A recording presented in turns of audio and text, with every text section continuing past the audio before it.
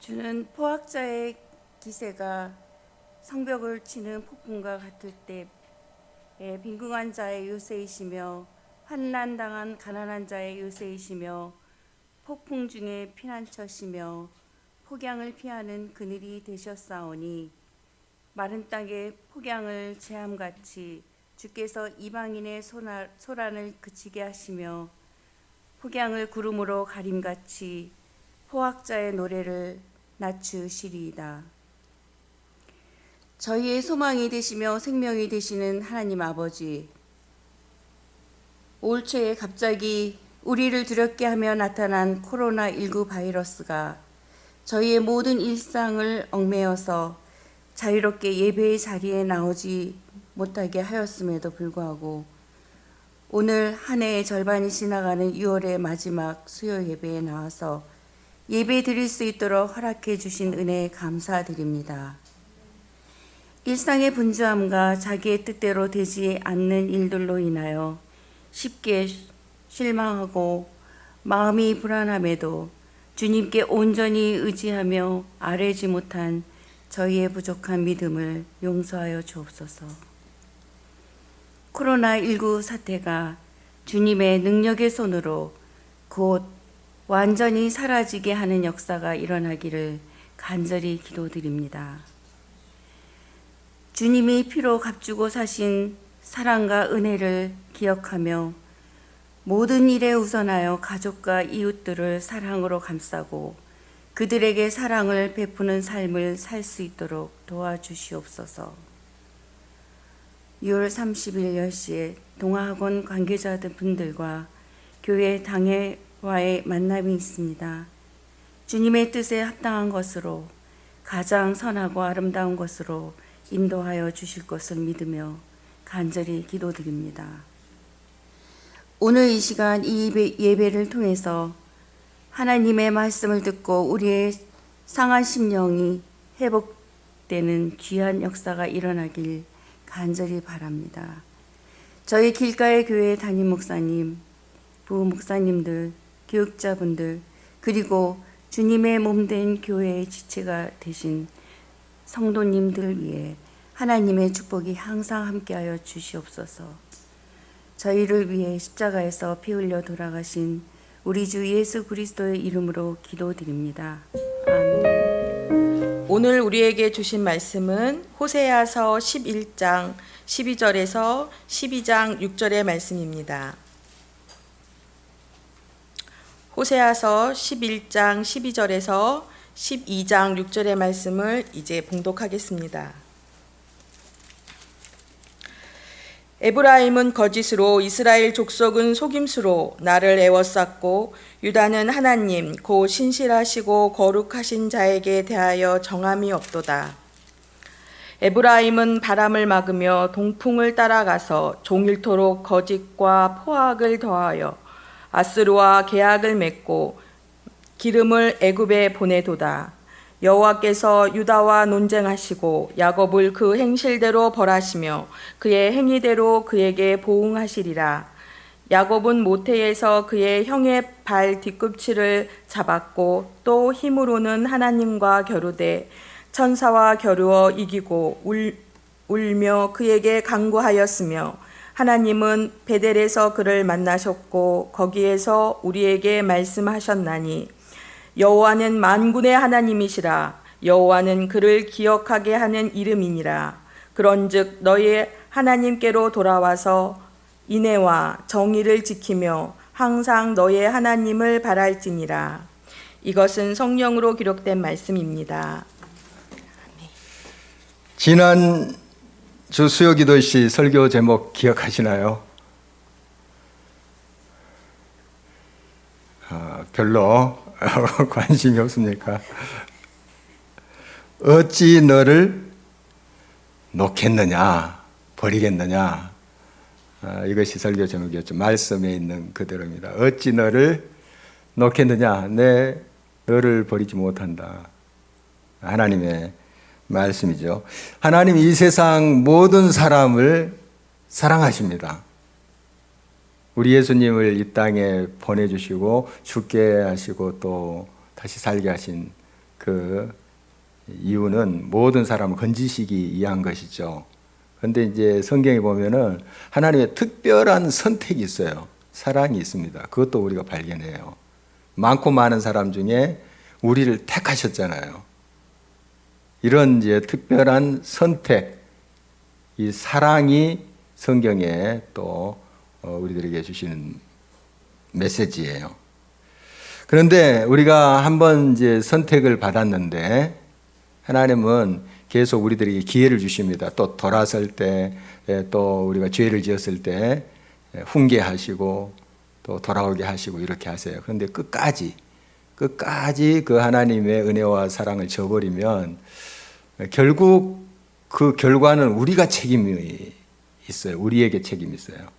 그러니까 이제 천국 가는 열차로 비유를 해보자면 우리들에게 이미 그 티켓이 주어졌잖아요. 예수 그리스도 말미암아 천국 열차표가 주어졌어요. 그러면 우리는 그 열차를 타기만 하면 돼요. 좌석도 다 있고 다 주님이 이제 마련해 주신 거예요. 그런데 열차 또 첫 차부터 이제 쭉 이렇게 떠났어요. 마지막 차가 됐어요. 막차. 이제 그 다음에 없는 거죠. 막차라는 건. 이 막차까지 놓치면 내 책임이에요. 열차표도 있고 좌석도 확보되어 있어요. 그런데 막차의 문이 다 열려지고 시간도 다 이제 있는데 그것조차 내가 타질 않아 버린다. 그러면 하나님 책임이 아니에요.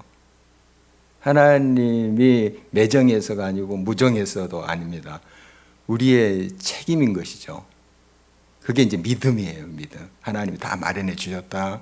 하나님이 천국 가도록 다 모든 길을 예비하셨다 하는 것을 믿는 거죠. 믿고 우리가 그 천국 가는 열차를 타면 되는 건데 그건 뭐 그렇게 아주 어려운 것도 아닌데 완악한 마음에 또 세상이 너무 더 좋아서 조금 더 즐기다가 조금 더 클럽에서 조금 더 흔들다가 이런 생각 때문에 마지막 차 떠나버렸는데 왔다. 누구 책임이에요? 그 운전수 책임이겠습니까? 그 열차 회사의 사장이 책임이 있겠어요? 안 탄 사람이 마지막 차까지 안 탄 사람이 책임 아니겠습니까? 그거예요. 그러니까 하나님은 우리를 사랑하셔서 독생자 예수 그리스도를 주시고 정말 끊임없이 우리를 또 부르시고 훈계하시다가 또 안으시고 이렇게 하시잖아요. 근데 끝까지 그 사랑을 그 은혜를 저버린다면 결국 그 하나님의 은혜가 적고 부족해서가 아니고 우리의 믿음 없음 그 죄 때문에 우리는 심판을 받을 수밖에 없는 것이죠. 그 하나님의 자녀들을 걸음마를 가르치시고 또 안아 기르시고 또 병들었을 때 고쳐주시고 하는 이야기 지난주에 나눴습니다. 어머니처럼 하나님께서 하나님의 백성들을 이렇게 사랑으로 기르셨죠. 지금도 기르고 계십니다. 때로는 과정 속에 꾸짖기도 하시지만 다시 안으시고 품으시는 그 하나님의 사랑 결국 긍휼이 불붙듯이 하여 성경에 있는 그대로 우리를 다시 품으시는 그 하나님의 사랑으로 우리를 늘 대하신다 하는 것입니다. 그래서 하나님은 사람이 아니기 때문에 약속을 어기지 아니하시고 인생이 아니신 시건치 아니하십니다. 한번 약속하신 것은 끝까지 이제 지키세요. 그런데 방금 제가 설명드린 대로 우리가 그 약속을 안 지키는 거죠. 하나님은 끊임없이 기회를 주고 막차까지 보내셔서 이렇게 기회를 주시는데 그것조차도 거부해버린다면 그건 결국 우리의 책임이죠. 하나님은 우리들에게 사랑이십니다. 그래서 이스라엘 백성들, 그 많고 많은 백성들 중에 그들을 택하신 거 아니겠습니까? 하나님의 자녀 삼아주신 거 아니겠어요? 그 사랑에 잘 보답하면서 복의 통로로서 생명의 통로로서 잘 살아야 될 텐데 그들은 이제 하나님을 거역하는 그런 모습 계속 우리가 또 호세아서를 통해서도 보고 있습니다. 우리의 모습이 아닌지 살펴봤으면 좋겠습니다. 이 하나님의 선택된 백성들은 헛되고 헛된 것들을 추구하면서 살았어요. 정말 가치 있고 또 자기에게도 복이 되지만은 이웃에게도 세상에도 복이 될 수 있는 그 삶을 우리 하나님께서 충분히 마련해 주시고 늘 그 은혜를 채워주셨음에도 불구하고 그 은혜를 버리고 자꾸 헛되고 헛된 것들을 추구하면서 산 그들의 모습을 보게 됩니다. 그래서 오늘 11장 12절 마지막 절하고 12장 첫째 절 1절 한번 다시 보시도록 하겠습니다. 에브라임은 거짓으로 이스라엘 족속은 속임수로 나를 에워쌌고 유다는 하나님 곧 신실하시고 거룩하신 자에게 대하여 정함이 없도다. 에브라임은 바람을 먹으며 동풍을 따라가서 종일토록 거짓과 포악을 더하여 아수르와 계약을 맺고 기름을 애굽에 보내도다. 그 하나님의 백성이라고 하는 자들이 거짓과 속임수로 하나님께 갚았다고 이렇게 표현을 하고 있습니다. 하나님의 사람들은 진실되고 또 바른 길을 걸어가야 될 사람들 아닙니까? 세상에 이제 거짓되고 속임수로 얼룩져 있는 그런 분위기를 바꿔가는 사람이 돼야 되는데 하나님의 사람들이 그 세상 속 들어가서 동화되어 버리는 거죠. 세상과 똑같이 되어버리고 어떨 때는 더 못할 때도 있어요. 세상 사람들보다. 이래서는 안 되죠. 왜 하나님께서 그 많고 많은 백성들 가운데 이스라엘을 택했을까요? 그들을 통해서 세상이 복을 받고 세상이 잘못된 것이 고쳐지고 생명으로 변하게 하기 위함이 아니셨겠습니까? 우리를 또 하나님의 자녀로 삼아 주신 이게 똑같아요. 그 세상에 많고 많은 사람 중에 너 하면서 우리를 지명하여 불렀다. 지명 이렇게 손가락질해서 너 사랑으로 우리를 가리키면서 불렀다는 거예요. 자, 그렇다면 우리를 통해서 내 주변에 있는 사람들 생명을 만나야 되잖아요. 하나님 복과 은혜를 경험해야 되는데 우리 역시 세상과 똑같이 되어버리면 어떻게 그 역할을 감당할 수 있겠어요?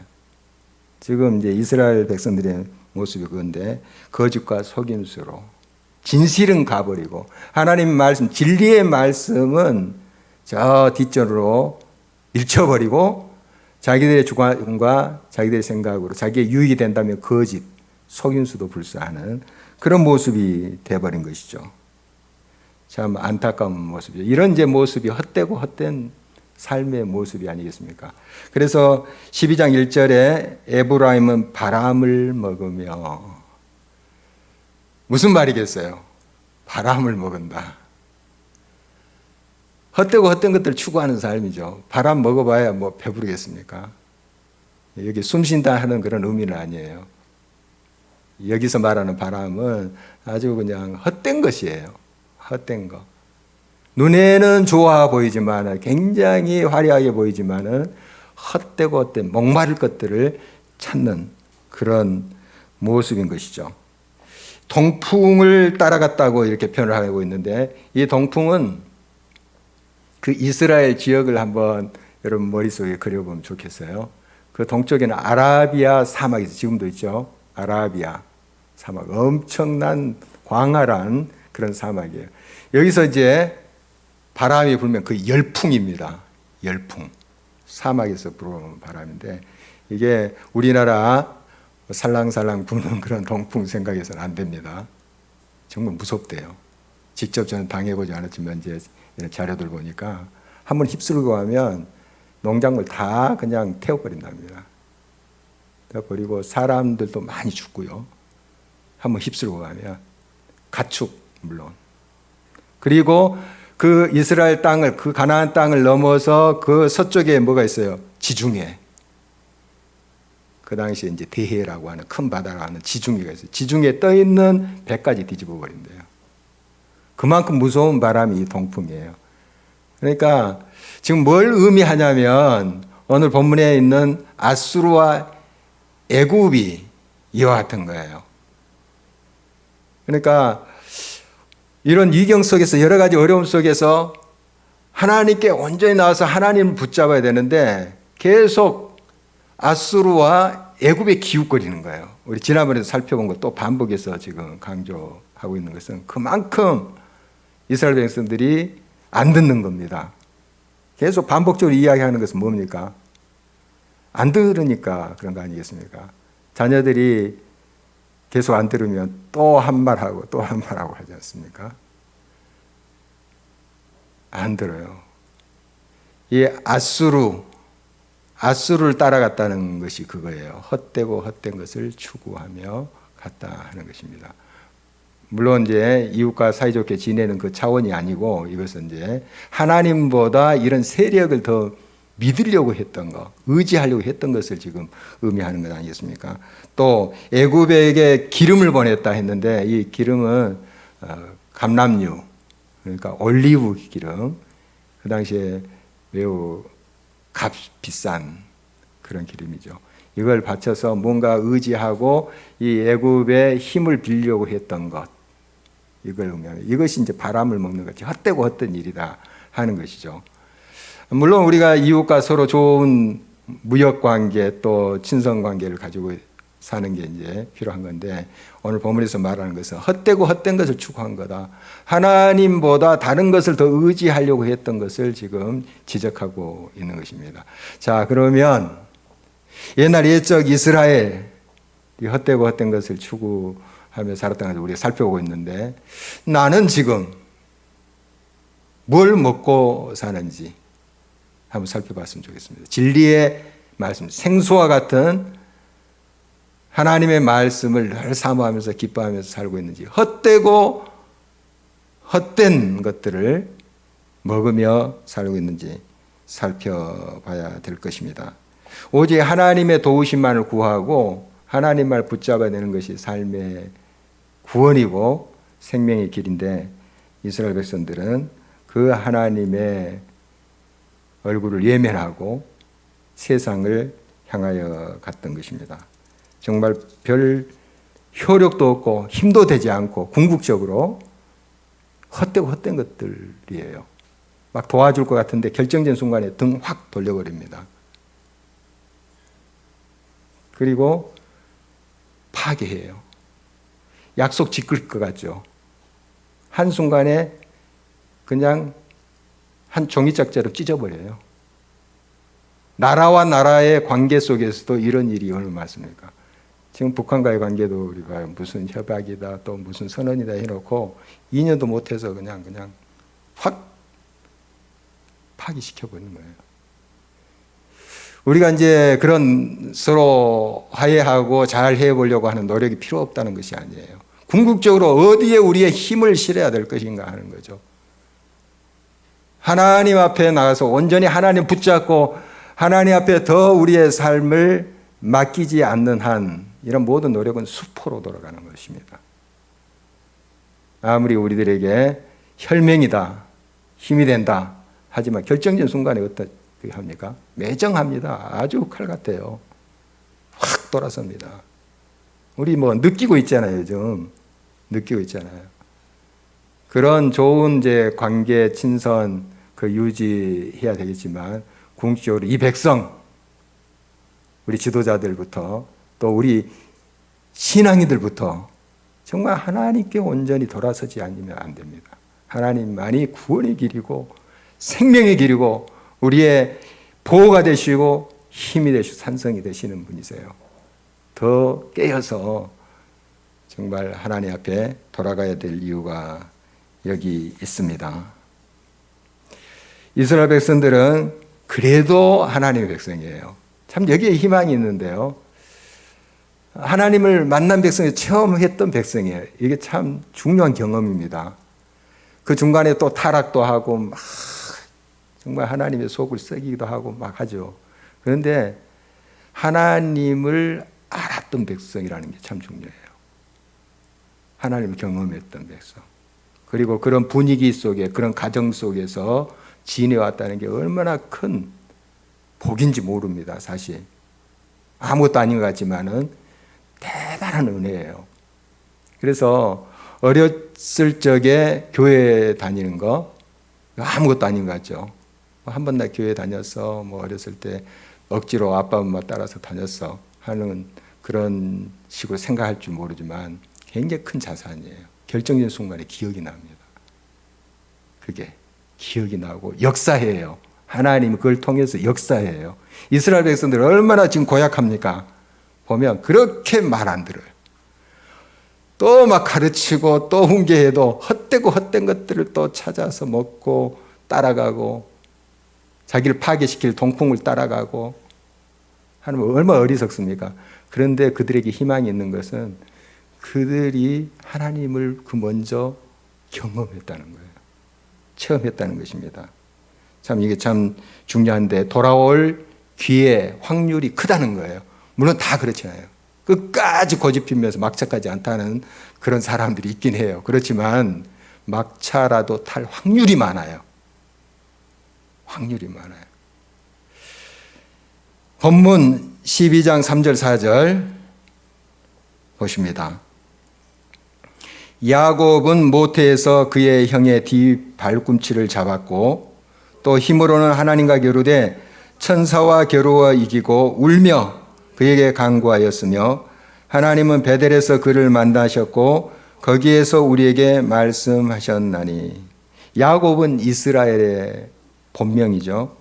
야곱 이야기 너무 우리가 잘 알고 있습니다. 그가 이제 쌍둥이 형 에서의 발 뒤꿈치를 잡고 태어났다 하는 기록이 성경에 나오는데요. 이 야곱이란 이름 뜻이 바로 발 뒤꿈치를 잡은 자 이런 뜻이에요. 그리고 나중에 이제 속이는 자 이런 뜻도 첨가가 되는데요. 얼마나 그 아버지 또 형 에서를 그 속이고 또 가로채고 하는 이야기 잘 알고 있습니다. 참 못된 사람이에요. 아주 못된 사람. 이 사람 정말 닮고 싶지 않는 사람 같은 그런 인물인데 우리가 알다시피 그런 사람이 하나님을 경험했어요. 참 이거 은혜지 않습니까? 그가 뭐 잘나서 그런 것 같지는 않아요. 근데 그냥 하나님 만나주신 거예요. 도망자 신세 때 베델에서 그 광야에서 만나주고 하나님 체험했어요. 하나님 약속도 받고 그 다음에 그의 인격과 인품과 그의 삶이 완전히 아름답게 변했네요. 한순간에. 그러지 않았어요. 그러나 그런 세월 속에 늘 그 하나님 만난 경험이 그를 붙잡고 있어요. 경험이. 또 실수해요. 이 사람. 실수합니다. 완벽하지 않아요. 그렇지만은 그 베델의 하나님이 기억이 되는 거예요. 그 체험. 하나님이 함께 계시는 그 체험. 늘 그것을 의식하고 살진 않았지만 또 실수하고 넘어지지만 그게 기억나는 거예요. 그게 그를 또 이렇게 지탱해 주고 있는 모습을 보게 됩니다. 또 약복강 나루에서 목숨 건 기도를 하는 장면을 우리가 잘 알고 있습니다. 바로 이런 베델의 하나님의 체험이 있었기 때문에 그 하나님을 찾고 또 붙잡고 씨름하듯이 그렇게 기도했던 것 알고 있습니다.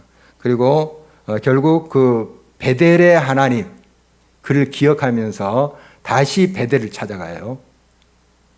그리고 거기서 제단을 쌓고 온 자기 이제 식구들이 생겼잖아요. 같이 예배드린 장면도 나와요. 그러니까 하나님을 만나는 그 체험, 그 중간에 만나고 나서 또 여러 갈등과 또 실패와 좌절이 있지만 이 하나님을 경험했다는 건 너무너무 중요한 것입니다. 이게 이제 자기 개인적인 그런 삶의 체험에서 비롯된 것도 있지만 이 신앙의 유산으로 온 것도 많아요. 그것도 만남이거든요. 어떻든 만남이에요. 참 이것을 우리가 소홀히 해서는 안 됩니다. 굉장히 중요한 자산이에요. 결정적인 순간에 그게 기억나요. 야곱도 이렇게 20년 동안 고생하면서 물론 하나님을 기억했겠지만 그 베델의 하나님에 대해서 잠시 잊고 있었어요. 그리고 그건 이제 자기 딸 디나 사건 때문에 그게 딱 기억나잖아요. 그리고 우리가 베델로 올라가자. 장신구 다 붙이 좀 우상을 표현하는 그런 심볼이 있는 그런 장신구가 많았어요. 다 내려놓고 예배드리잖아요. 그러니까 그런 체험, 하나님을 만난 체험, 또 그런 가정의 신앙 교육을 통해서 얻었던 경험들, 또 부모를 통한 간접 경험들, 다 경험이거든요. 너무 중요합니다. 정말 그래서 우리 많이 부족하지만 가정에서 늘 말씀 묵상하는 모습, 기도하는 모습, 같이 또 예배 드릴 수 있으면 얼마나 좋겠습니까? 또 교회에 함께 나와서 예배 드리는 것들, 이게 그냥 아주 가볍게 생각할 일이 아니다 하는 거예요. 이스라엘 백성도 우리가 쭉쭉 모세에서 보면 정말 하나님이 다 그냥 이제 나 할 만큼 했어 하고 버릴 수 있어요. 이 정도면 할 만큼 하셨잖아요, 하나님. 그런데 그 이스라엘은 하나님을 경험한 백성이에요. 하나님 선택받은 백성이고, 애굽에서 얼마나 연단을 받습니까? 또 광야에서 그 경험, 그게 다시 그들이 돌아올 수 있는 기회를 갖게 되는 거예요. 참 이게 복입니다. 이 백성에게 큰 복인데, 이스라엘 백성들이 비록 바람을 먹는 것 같은 헛되고 헛된 것들을 찾아서 기웃거렸지만 그들에게는 하나님이 그들을 만나주셨던 경험에 대한 기억이 있었던 거예요. 참 중요합니다. 요한복음 4장을 보면 예수님께서 사마리아 수가성의 한 여인을 만나죠. 그 여인 너무 유명한 여인입니다. 아주 안 좋은 그런 행실로 유명한데, 이 여인을 예수님께서 이제 만났어요. 그 당시에 그런 이제 안 좋은 행실 속에 있는 여인들이 꽤 있었겠죠. 수가성에도 몇 명이 있는지 잘 모르겠지만 좀 있었을 거예요. 이런 비슷한, 똑같지는 않겠지만 삶이 다 다르니까 좀 비슷한 처지에 있는 여인들이 있었을 텐데, 이 여인을 예수님께서 만나세요. 이 여인에게 뭐가 있었냐면은 영적 갈망이 있었어요. 물론 자기 행실이 정당화될 수는 없어요. 잘못 살고 있어요. 잘못 살고 있어요. 그렇지만 뭔가 굉장히 갈증을 가지고 있어요. 이 여인을 보면. 그래서 예배에 대해서도 묻잖아요. 이제 예수님이 무슨 선지자고 이런 것이 느낌이 오잖아요. 대화해 보니까.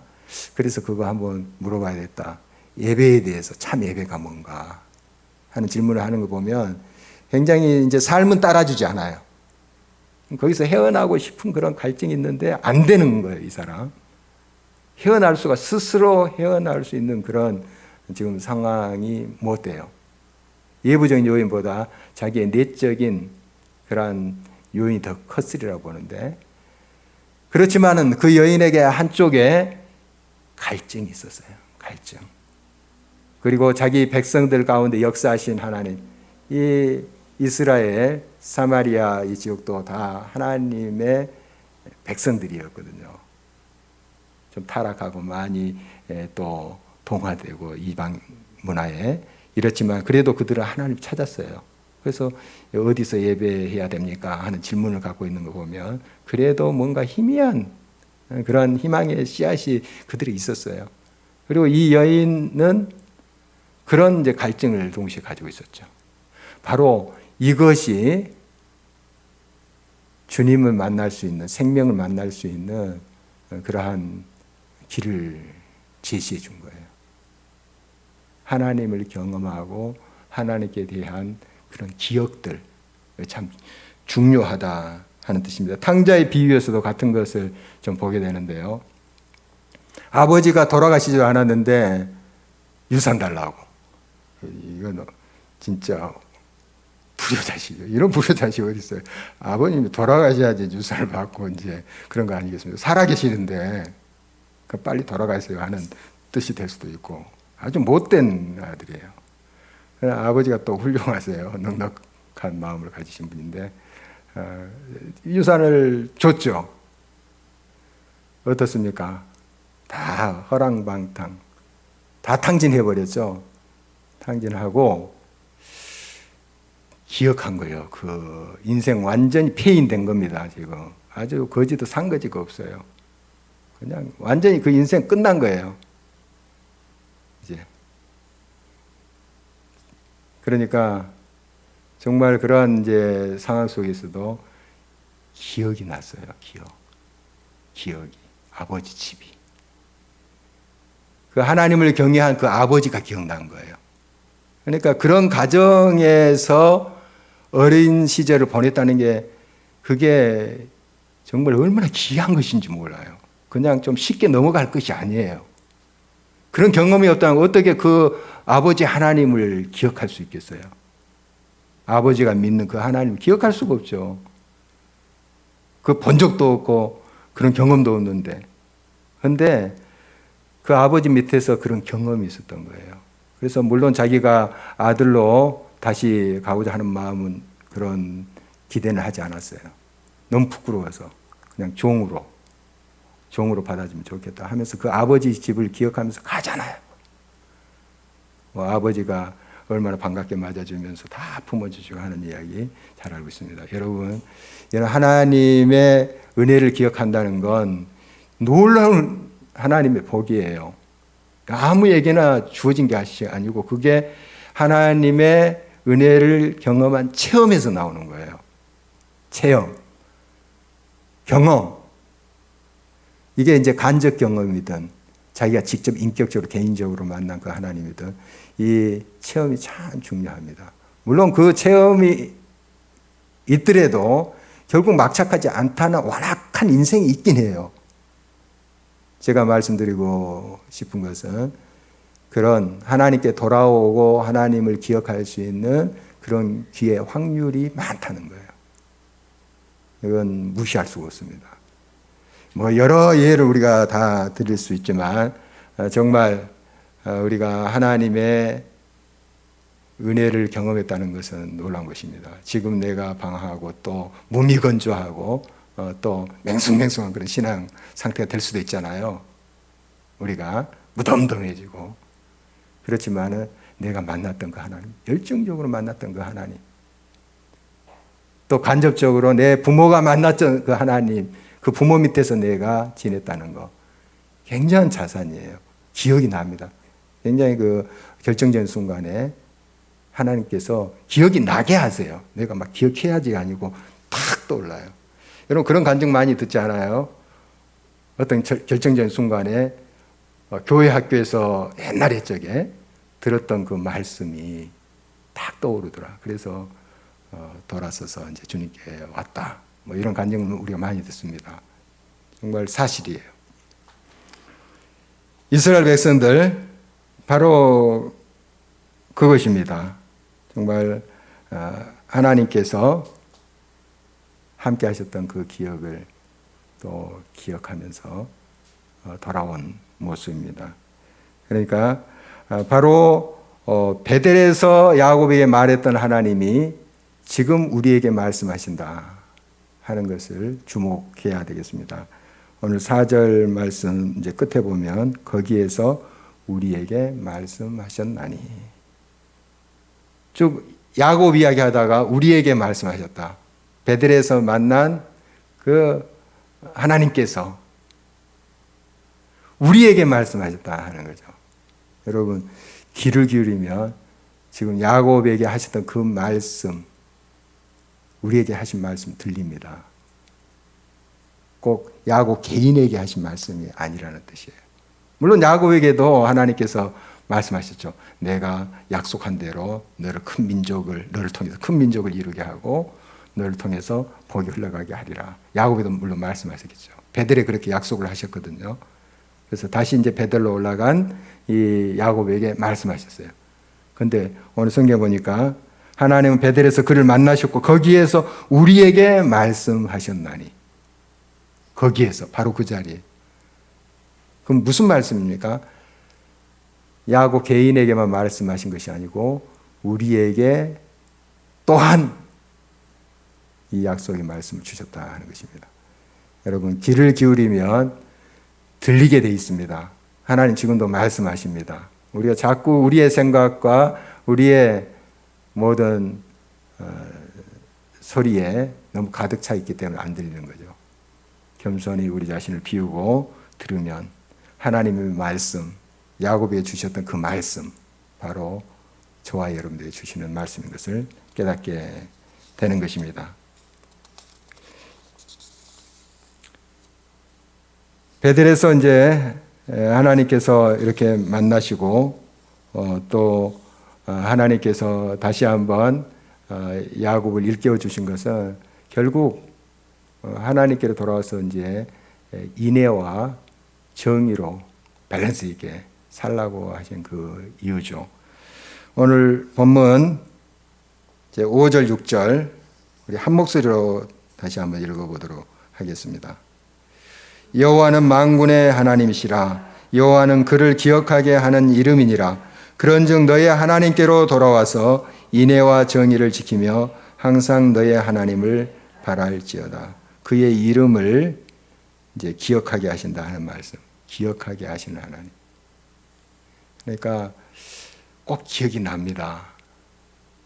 우리가 잊고 살아요. 하나님을 만났던 또 하나님의 은혜를 막 깊이 생각하지 않고 살 때가 많거든요. 많이 잊어버려요. 그런데 여러분 곰곰이 이렇게 돌아보면 진짜 그 은혜가 커요. 기억이 납니다. 기억이 나요.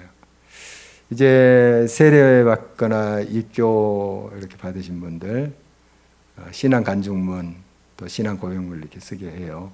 그런데 어떤 분들은 쓸 게 없다 그래요. 뭐 하나님을 만난 것 같지도 않고 또 뭐 그런 하나님 은혜를 체험하지도 않는 것 같고 잊어버리기 때문에요. 그런데 나중에 써오면 그냥 몇 장을 써와요. 생각나더라는 거예요. 우리가 잊고 살아요. 잊고. 간증할 거 없는 것 같았는데 진짜 하나하나가 다 하나님의 은혜라는 게 이제 깨달아지는 거죠. 기억이 납니다. 기억이 나요. 여러분 정말 하나님은 우리의 인생의 구비구비에 함께 하셨던 그 하나님이고 택한 하나님의 백성들에게 직접 만나주셨던 그 하나님입니다. 그 하나님을 기억하는 백성. 만군의 여호와 하나님이세요. 모든 싸움에 이기게 하신다는 거예요. 그 하나님. 그 하나님을 기억해내는 자는 지금도 모든 싸움을 이기게 하시는 그 하나님의 능력을 힘입어서 모든 상황을 헤쳐가게 하실 것입니다. 여러분 그 하나님을 늘 기억할 수 있어야 되겠습니다. 그리고 인애와 정의, 이 밸런스죠. 정의가 빠진 인애 없고 인애가 빠진 정의 없습니다. 여러분 사람과의 관계 속에서도 이걸 우리가 잘 밸런스 있게 조화롭게 적용을 해야 됩니다. 잘 할 때 이것이 이제 하나님의 백성으로서 또 정말 하나님의 영광을 드러내는 그런 삶으로 인도할 것입니다. 바람만 먹고 사는 인생이 되어서는 안 되겠습니다. 헛되고 헛된 것들 아무리 먹어봐야 배고픈 것이죠. 가끔 그런 꿈을 제가 꿨는데 요즘은 이제 그런 꿈을 안 꾼 것 같습니다.